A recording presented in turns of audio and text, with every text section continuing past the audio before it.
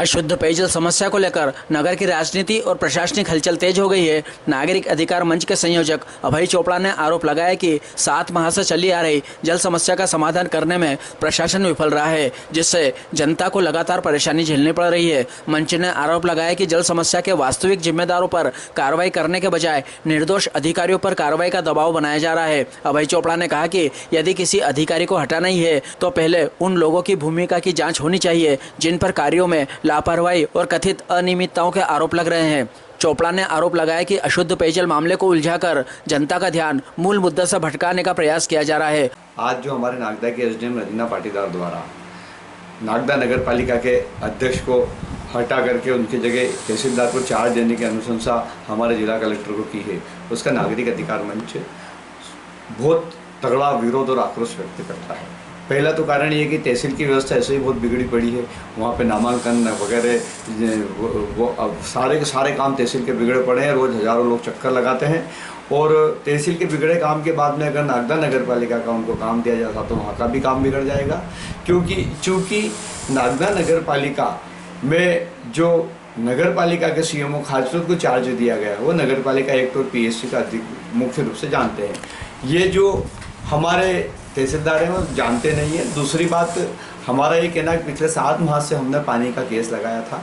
पानी का केस लगाने के बाद अगर एसडीएम अगर इतना सक्रिय होते तो 7 माह में हमारे केस का निर्णय ले लेते, और 7 माह में आने के बाद उन्होंने बोला कि हमारा केस क्षेत्राधिकार में नहीं आता है। इस तरह से लापरवाही एसडीएम द्वारा बरती गई। अगर 7 माह में अगर एसडीएम लगातार कार्रवाई करती तो आज ये पानी की समस्या का समाधान हो जाता है। हमारा तो ये मांग है कि पानी की समस्या के रूप में मुख्य रूप से दोषी अनुव्यय अधिकारी नागदा है और इसको बर्खास्त किया जाना चाहिए, हमारी ऐसी मांग है।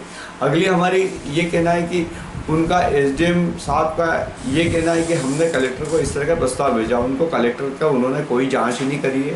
खाली कांग्रेस कमेटी के लेटर पेड पर कांग्रेस कमेटी की शिकायत पे और अन्य लोगों की शिकायत को आधार बना करके उन्होंने कलेक्टर को लेटर भेज दिया है, जबकि सीएमओ पीएससी पास है और मध्य प्रदेश शासन उसको बिना शोकाज नोटिस के उसके खिलाफ कोई कार्रवाई नहीं कर सकता है। एसडीएम द्वारा जो लेटर दिया गया वो गैर कानूनी अवैधानिक है, तो इस तरह के बिना शोकाज नोटिस से किसी तरह कार्रवाई नहीं की जा सकती।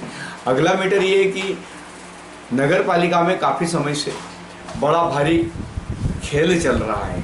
खेल में पीके सुमन हमारे यहाँ जो जॉइंट डायरेक्टर लेबर के थे उनसे भी अनावश्यक और गलत कार्य करवाने का प्रयास किया गया जिम्मेदार अधिकारियों और नेताओं द्वारा, तो उन्होंने नागदा नगर पालिका छोड़ के चले गए। जब नागदा नगर पालिका वो छोड़ के चले गए तो खाचोर नगर पालिका के अपने प्रिय व्यक्ति को इन्होंने चार्ज दिलवाया, लेकिन एक दिन जन सुनवाई में हमने ऐसा बताया कि नागदा नगर पालिका में इस तरह के गलत काम चल रहे हैं, आप गलत दस्तखत मत करना, तो उन्होंने हमारी बात मान के गलत दस्तखत करने से इनकार कर दिया। तो आज उनको भी हटाने का, लेकिन बार बार मंत्रालय में जाके एसडीएम सीएमओ को हटाने और रोकने के खेल से परेशान होकर स्थानीय राजनीतिकों ने एक चक्रव्यूह बनाया और चक्रव्यूह बना करके और तहसीलदार को अपना तहसीलदार पे दबाव बना करके यह चार्ज लेने का उन्हें निर्देश दिया और एसडीएम पे दबाव बना करके नेताओं के दबाव के आदेश में आकर के, जबकि अगर इनको हटाना चाहिए तो पंचोली को हटाना चाहिए।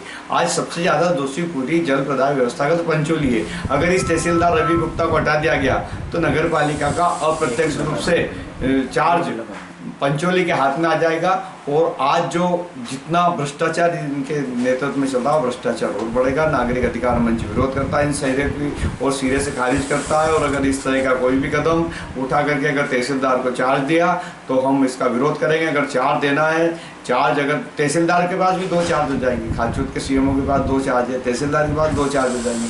अगर नागदा नगर पालिका का सुचारू संचालन करना, सही जल प्रदाय व्यवस्था करना है तो एक निष्पक्ष और पावरफुल सीएमओ की नियुक्ति की जाए।